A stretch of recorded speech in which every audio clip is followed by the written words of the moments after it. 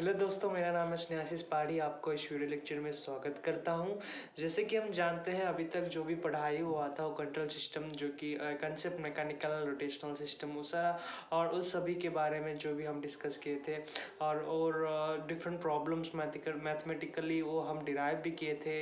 Means different circuits को उसका rotational motion, mechanical motion, वो सारा हम उसी वीडियो में डिस्कस किए थे। लेकिन हम इस वीडियो में डिस्कस करेंगे वेरी इंपॉर्टेंट कंसेप्ट, जो कि इलेक्ट्रिकल सीरीज आरएलसी सिस्टम। ये इलेक्ट्रिकल सीरीज आरएलसी सिस्टम किससे बोलते हैं? जैसे कि हम जानते हैं, सीरीज जब बोलते हैं मीन्स डिफरेंट एलिमेंट जो भी होता है वो एक ही लाइन में या फिर एक ही वायर में कनेक्टेड होता है नेगेटिव एंड पॉजिटिव टर्मिनल के साथ। जब हम एक ही पॉजिटिव टर्मिनल या फिर एक ही टर्मिनल में, अगर एक ही वायर में, एक ही कनेक्टिंग वायर में अगर सारा एलिमेंट कनेक्ट हुआ, तो फिर यूजुअली हमको क्या पता चलता है कि the amount of dissipation of energy from the battery. So battery से जो भी एनर्जी निकलता है, जो भी करंट निकलता है, हर एक एलिमेंट में उतना ही ज़्यादा अमाउंट फ्लो होता है, जैसे कि पहला, दूसरा, तीसरा में। जब पहले में कितना कंजप्शन हुआ उससे कम सेकंड में होता है और उससे कम थर्ड में होता है, क्योंकि कंजप्शन डिपेंड होता है। जैसे कि हम जानते हैं, एक ही वायर में वो कनेक्टेड है, ठीक है, तो फिर अगर उसका डेरिवेशन अगर निकालेंगे तो यूजुअली इधर क्या दिया है, v is equal to v1 plus v2 plus v3। So ये v1 v2 v3 क्या है? डिफरेंट एलिमेंट्स है। सो डिफरेंट एलिमेंट जो कि v1 में है वो है इंडक्टर है L, जो कि L into D I by D T. जैसे कि हम जानते हैं इंडक्शन या फिर इंडक्शन का usual value L into D I by D T, ठीक है। उसके बाद रजिस्टर आएगा। So resistor is equal to I R, जैसे कि हमको पता है V is equal to I R. And उसके बाद कैपेसिटर, जो कि V is equal to 1/c integration of, इधर देख सकते हो, I will be notifying you all. So 1/c integration of I D, ठीक है, यही है जो कि यूजुअली इलेक्ट्रिकल सीरीज में आता है। After that double differentiation, integration को हमको हटाना है, तो फिर डबल डिफरेंशिएशन करके डी आई को डबल डिफरेंशिएशन करने के बाद हमको इलेक्ट्रिकल चार्ज आएगा, जो कि D Q by D T square, D square q by dt square, उसके बाद r into dq by dt and q by c. So this is how the electrical series RLC circuit usually looks like, ठीक है। उसके बाद nodal method जो कि है, number of points इधर दिया गया है आपको। सो नोडल मेथड्स में यूजुअली क्या होता है, number of nodes is equal to number of displacement, ठीक है। Number of nodes is equal to number of displacement usually nodal analysis में फर्स्ट पॉइंट है, जो कि नोडल एनालिसिस करने के लिए, ठीक है। नोड, डिफरेंट नोड्स होता है ना, उसको लेकर एक स्पेसिफाइड ग्राउंड नोड को निकालना है। उसके बाद केवीएल या फिर केसीएल लूप अप्लाई करके हमको करना है, जैसे कि हम पढ़ाई किए थे। I think that I have taught you all in the network theory में वो हम डिस्कस किए थे, ठीक है। जब हम नोडल एनालिसिस का सेकेंड पॉइंट देखेंगे तो फिर क्या होता है, take an additional node which is reference node, ठीक है। एडिशनल नोड या फिर रेफरेंस नोड लेकर ग्राउंड पॉइंट हमको निकालना है। उसके बाद कनेक्ट द मेसन, ठीक है, कनेक्ट द मासेस और inertia element between the principal node and reference node. Principal node and reference nodes के बीच में जो कि मास कनेक्ट करना है। उसके बाद कनेक्ट द स्प्रिंग डैम्पिंग, जो कि एलिमेंट्स है, स्प्रिंग जो कि डैम्पिंग है, एलिमेंट्स है। Net the principal between the principal node, reference node, depending on the position, ठीक है। पोजीशन के अंतर्गत हमको वो यूजुअली प्लेस करना है, ताकि हमारा आंसर बहुत अच्छी तरह आ सके, ठीक है। तो फिर उसके बाद obtain the nodal diagram and right the differential equation at the time. So after applying all the steps, हमको क्या करना है, एक केवीएल या फिर केसीएल अप्लाई करके हमको यूजुअली आंसर निकालना है, ठीक है। वही है नोडल मेथड में usually.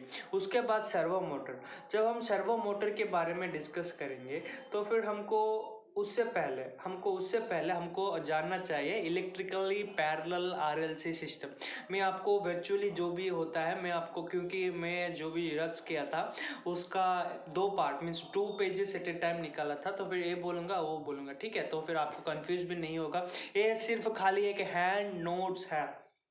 I am not giving any detailed explanation here. This is only a hand notes for all the engineers, electrical and electronic engineer, who are going to crack the most prestigious examination for getting entry into the GATE. तो देर नहीं करते हैं, जो कि parallel system में, अगर parallel system में क्या होता है यूजुअली वो हम पढ़ाई करेंगे, ठीक है। या जब हम इलेक्ट्रिकली पैरेलल आरएलसी के बारे में जब डिस्कस करते हैं तो फिर यूजुअली पैरेलल में क्या होता है, usually every elements have their independent voltage source या फिर इंडिपेंडेंट करंट्स भी हो सकते हैं, क्योंकि जो भी अमाउंट हर एक एलिमेंट में फ्लो होता है वो सारा इक्वल रहता है। तो फिर इसीलिए हमको पैरेलल यूजुअली अप्लाई करना है I is equal to V by R, जैसे कि I2 में जो कि अप्लाई किए थे। तो फिर I1 में क्या होता है, I1 में क्या है, कैपेसिटर है, I2 में रजिस्टर है, I3 में इंडक्टर है। तो फिर I is equal to sum of this is equal to I1 plus I2 plus I3 which gives you to, इधर आप देख सकते हो I is equal to usually, या I इज इक्वल टू जो कि अप्लाई किया है कैपेसिटर में C into D V by D T plus V by R plus 1 by L integration over V by D T, ठीक है, जो कि पैरेलल में यूजुअली हम अप्लाई करते हैं इंडक्शन। अगर सीरीज में हुआ तो कैपेसिटेंस, पैरेलल में हुआ तो इंडक्टेंस, ठीक है, वो भी आपको ध्यान में रखना चाहिए। उसके बाद डबल डिफरेंशिएशन अप्लाई करके इधर फाई आएगा, यूजुअली फाई को हम डिफरेंशिएशन करने के बाद यूजुअली हमको एक voltage analogue and force current analogue जो कि निकालेगा, ठीक है।